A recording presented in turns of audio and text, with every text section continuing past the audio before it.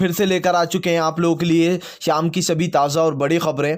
एक एक कर आपको सारी खबरों की जानकारी देंगे आज देश दुनिया में क्या कुछ हो रहा है। दरअसल सबसे पहली जो बिग ब्रेकिंग निकल कर आ रही है, आप लोग बता दें, आज किसानों का आंदोलन हुआ तेज। जी हाँ, किसानों का बड़ा ऐलान, कहा तीनों काले कानून को वापस लेगा मोदी, तेरी तानाशाही नहीं चलने देंगे। वहीं पर दूसरी बिग ब्रेकिंग हम आपको बताएंगे, जी हाँ, किसानों के साथ आज बैठक जो है स्थगित कर दी गई है, यानी कि अब आज वाली बैठक कल होगी। जी हाँ, सरकार की तरफ से कल का प्रस्ताव दिया गया, इसके बारे में भी आपको विस्तार से बताएंगे। वहीं पर तीसरी बिग ब्रेकिंग में हम आपको बताएंगे, संजय रावत का मोदी सरकार पर बड़ा हमला, कहा अब ईडी जो है भाजपा का दफ्तर बन चुका है। जी हाँ, ईडी, सीबीआई और एनआई, ये तीनों चीजें दोस्तों अब भाजपा के कहने पर चल रही हैं, इसके बारे में भी आपको विस्तार से बताएंगे।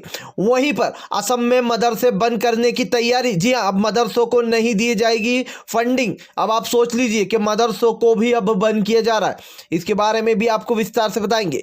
वहीं पर अगली बिग ब्रेकिंग में हम आपको बताएंगे, जी दरअसल आप लोग बता दें, भाजपा की गाड़ियों पे तोड़फोड़। जी किसानों का भड़के, किसानों ने जिस जिस गाड़ियों पे भाजपा का झंडा देख रहे हैं उस गाड़ियों को तोड़ रहे। इतने डर गए भाजपाई, इतने डर गए कि अपनी गाड़ियों से भाजपा के झंडे खोल रहे। जी झंडे खोलने शुरू कर दिए, इसके बारे में भी आपको विस्तार से बताएंगे। वहीं पर किसान भड़के, किसानों का गुस्सा फूटा तो कई जियो के टावर, 90 टावर, अभी तक 90 टावरों को बिजली काट डाली, यानी कि 90 टावरों की अभी तक लगा डाली है लंका, इसके बारे में भी आपको विस्तार से बताएंगे। वहीं पर अगली बिग ब्रेकिंग में हम आपको बताएंगे, पप्पू यादव भी पहुंचे राकेश टिकैत के समर्थन में। जी हाँ, कहा मोदी को इस काले कानून को तो वापस लेना ही होगा, इसके बारे में भी आपको विस्तार से बताएंगे। वहीं पर शरद पवार ने लिया मोदी सरकार को आड़े हाथ, कहा मोदी सरकार को किसानों के बारे में सोचना चाहिए। आज न जाने कितने किसानों की अब तक जान जा चुकी, 30 से ऊपर की। मोदी सरकार को किसानों के बारे में सोचते हुए इस काले कानून को तत्काल में वापस ले लेना चाहिए, इसके बारे में भी आपको विस्तार से बताएंगे। वहीं पर अगली बिग ब्रेकिंग में हम आपको बताएंगे, जी हाँ, अन्ना हजारिया का अनशन, कहा अंत आखिरी अनशन पर बैठूंगा। जी हाँ, और ये जो अनशन होगा ये दोस्तों आखिरी अनशन होगा, और किसानों के लिए अन्ना हजारिया ने कर दिया बड़ा ऐलान, कहा अनिश्चितकालीन के लिए बैठूंगा, इसके बारे में भी आपको विस्तार से बताएंगे।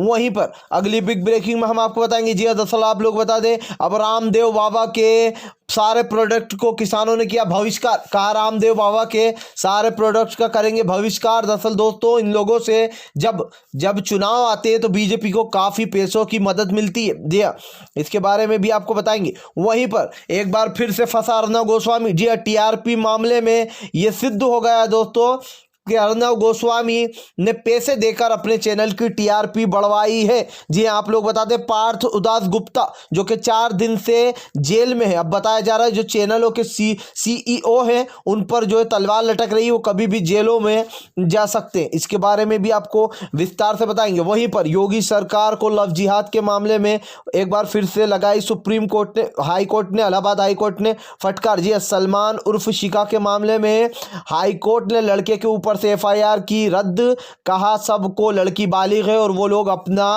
खुद का फैसला ले सकते हैं। जी हाँ, दरअसल लड़की के बाप ने यहाँ पर एफआईआर की थी, उसके बारे में भी आपको बताएंगे क्या कुछ हुआ था।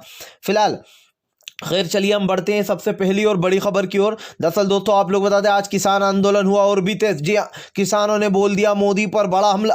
दरअसल दोस्तों किसानों का साफ कहना कि फिलहाल तीनों काले कानून के बिना कोई बात नहीं होगी, और ये कल जो बयान था वो राकेश टिकैत ने दिया था, और आज सडनली जो किसानों के साथ बैठक होने वाली थी वो कैंसिल कर दी गई है। अब आप सोचिए, लगता है राकेश टिकैत का जो बयान था वो सीधा सीधा मोदी सरकार के कानों में पहुंच गया।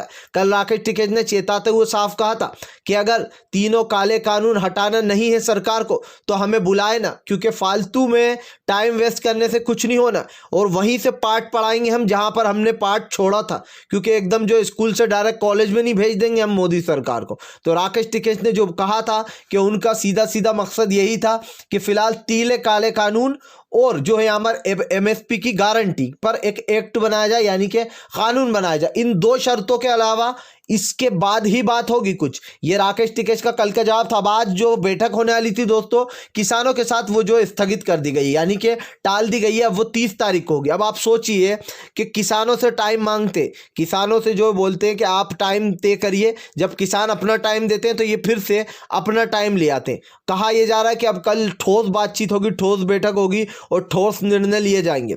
या तो मोदी सरकार दोस्तों एक ही तरीका है बचने का मोदी सरकार के, या तो तत्काल में पहली बार किसानों की जीत हो जाए, इस काले कानून को तत्काल में वापस ले ले मोदी सरकार, या फिर मोदी सरकार ये समझ ले कि फिर बातचीत का कोई मतलब नहीं निकलना है। फिलहाल खैर चलिए हम बढ़ते हैं एक और अगली बिग ब्रेकिंग की तरफ। बता दें आप लोगों को अगली जो बड़ी खबर निकल कर आ रही है, शरद पवार ने लिया मोदी सरकार को आड़े हाथ, कहा 30-32 से ज्यादा किसानों की आज जान जा चुकी है। मोदी सरकार अपने अहंकार में, उनको किसानों के बारे में सोचना चाहिए। आज किसान किस तरीके से कड़कती ठंड में बाहर बैठे। दोस्तों एक बार नौजवान तो फिर भी इस चीज को सहन कर लेते, लेकिन जो वहां पर बुजुर्ग बैठे हुए ठंड में, वो लोग इस चीज को सहन नहीं कर पाते, ये आप भी जानते। और ऐसे में कड़कती ठंड में लोग बाहर बैठे हुए, जहां पर शरद पवार ने कहा कि मोदी सरकार को अपना अहंकार छोड़कर तत्काल में इस काले बिल को वापस ले लेना चाहिए। इससे वो छोटे नहीं हो जाएंगे, ना ही वो छोटे दिखाई देंगे, इससे किसानों का भला होगा। जी हाँ, और इस तरीके से जो यहाँ पर शरद पवार ने आड़े हाथों ले लिया मोदी को।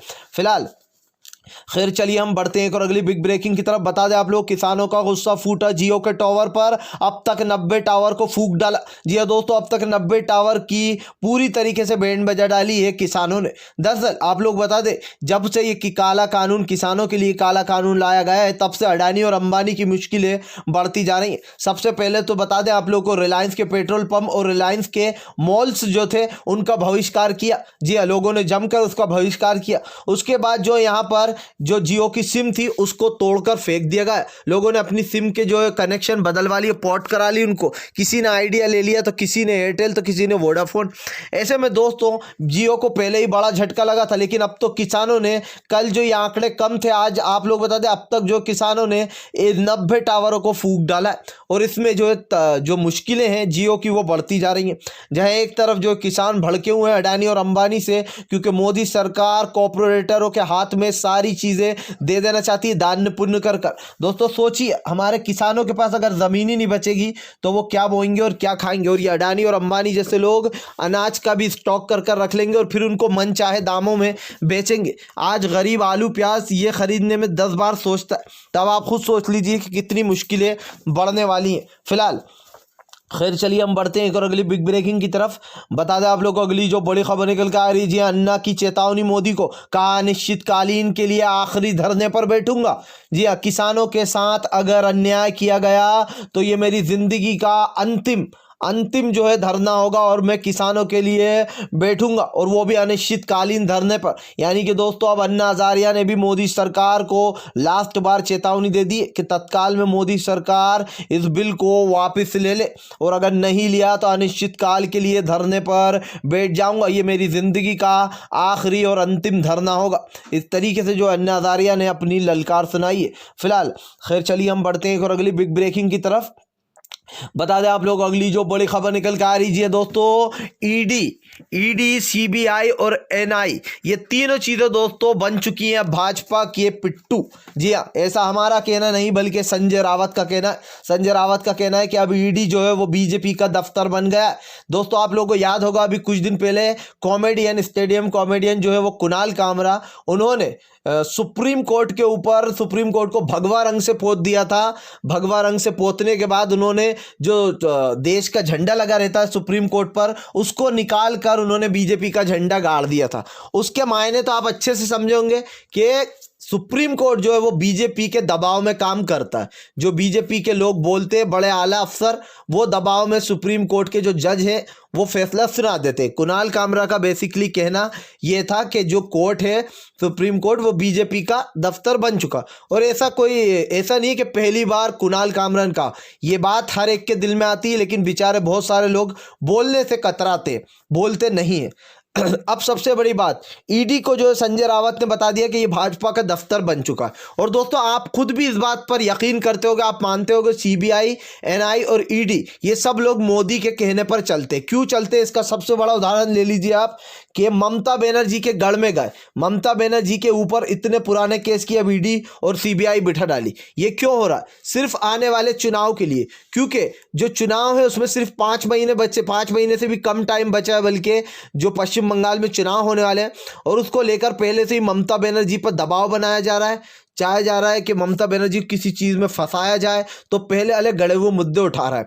अब ईडी वाली बात ले लीजिए, जो यहाँ पर संजय रावत की पत्नी के ऊपर जो यहाँ पर ईडी की छापेमारी हो रही है, बिठावत हो रही है, तो ऐसे में संजय रावत ने कहा कि मुझसे पंगा मत लेना। जी हाँ, बीजेपी वालों को एक एक को एक्सपोज कर दूंगा, मेरी अगर पत्नी पर जो है गलत तरीके से जांच की गई तो जिस तरीके से ईडी काम कर रही है, बीजेपी के कहने पर यह कहना गलत नहीं होगा कि सीबीआई, ईडी और जो है यहाँ पर एनआई, ये मोदी की तीनों पिट्ठू बन चुकी हैं। जहां एक तरफ लोग सुप्रीम कोर्ट पर भी सवाल उठाते हैं, तो वहीं दूसरी तरफ ईडी और इस पर भी लोगों के अब सवाल धमाधम उठना शुरू हो गए।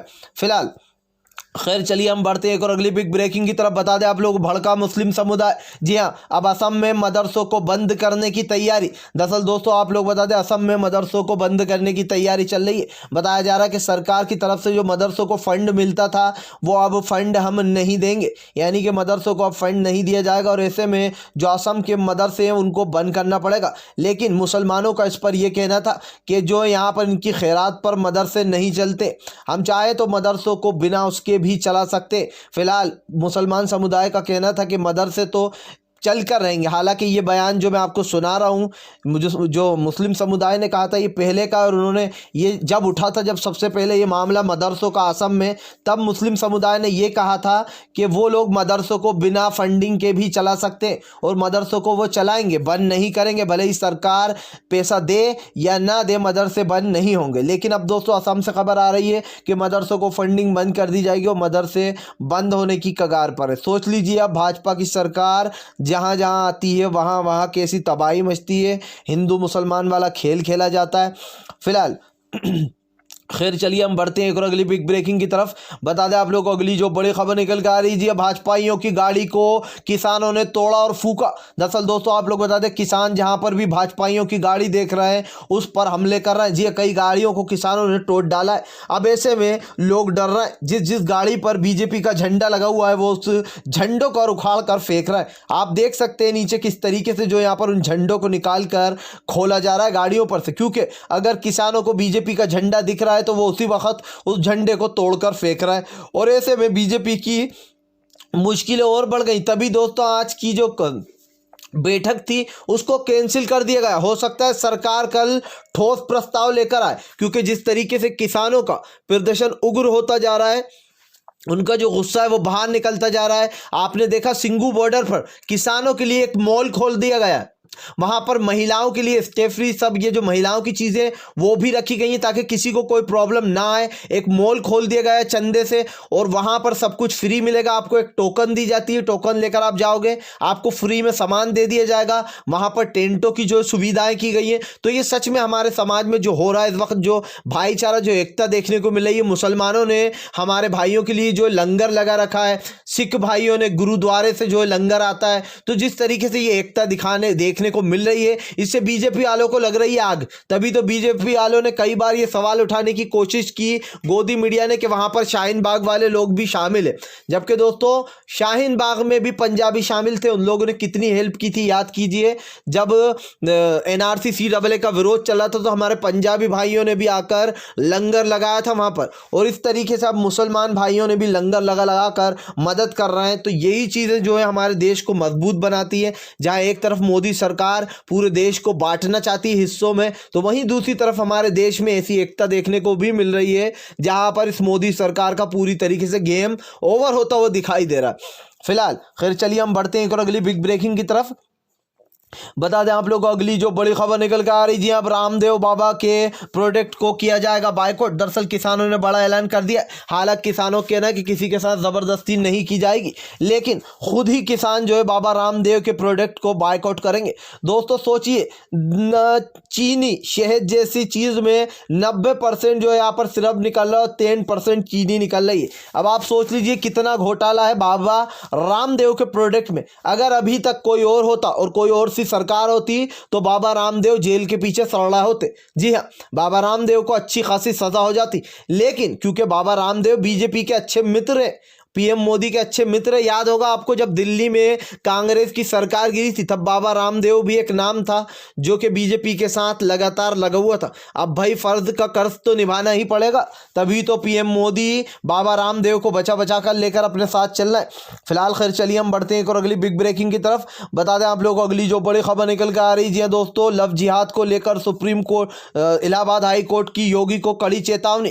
कहा सलमान और शिखा बालिग हैं, वो अपना फैसला ले सकते हैं। दरअसल दोस्तों लड़की के बाप ने आरोप लगाया था कि सलमान जो है उन्होंने उनकी लड़की का अपहरण कर लिया और वो चीखती नहीं पर वो ले गया। जब यहाँ पर शिखा से पूछा गया तो उनका एक वीडियो सामने आया जिसमें उन्होंने बताया कि वो सलमान से प्यार करती हैं और वो उनको नहीं छोड़ना चाहती। ऐसे में योगी सरकार को इलाहाबाद हाई कोर्ट ने कड़ी फटकार लगाते हुए कहा कि लड़की बालिग है और वो अपनी मर्जी से गई है, ऐसे में वो अपने पति के साथ खुश है, ऐसे में हम इसमें हस्तक्षेप नहीं करेंगे और ना ही आप लोगों को इसमें हस्तक्षेप करने देंगे। ये कानूनी लड़ाई है और इसमें जो है यहाँ पर दोनों बालिग हैं, दोनों अपनी मर्जी के साथ रह सकते हैं। यह अभिव्यक्ति की आज़ादी है कि वो अपने मन से किसी को भी चूज कर सकता है। यानी कि दोस्तों लव जिहाद के मामले में गिरफ्तारियां तो हो रही हैं लेकिन इलाहाबाद हाई कोर्ट उनको जो यहाँ पर बरी कर देता है। तो ऐसे में साफ साफ दिखाई दे रहा है कि ये कानून टिकने वाला ही नहीं है। फालतू में अपने मन से कानून बनाया गया, उसको खुद ही ने लागू किया गया और जो इस पर कोर्ट साफ साफ कड़ी चेतावनी देते हुए लोगों को बरी कर रहा है। तो फिर इस कानून का मतलब क्या हुआ? फिलहाल अगर आप भी शांतिपूर्ण ढंग से पीएम की इन सभी गलत नीतियों का दिल से विरोध करते हो और आप मानते हो ये तानाशाह सरकार है, अंधी बेरी गूंगी सरकार है, मोदी सरकार की तानाशाही अब और आप लोग नहीं चलने दोगे, तो इस वीडियो को तत्काल में लाइक करके चैनल को सब्सक्राइब करके हमारे चैनल को ज़रूर सब्सक्राइब कर लें और एक घंटी आएगी पास में उसको ज़रूर दबाएं। इससे ये होगा कि हम जैसे ही वीडियो अपलोड करेंगे आपको सबसे पहले नोटिफिकेशन मिल जाएगी और आप भी जो है यहाँ पर पल पल की खबरों के साथ जुड़े रहेंगे। तो हम मिलेंगे आपसे नेक्स्ट वीडियो में, तब तक के लिए वंदे मातरम। जय।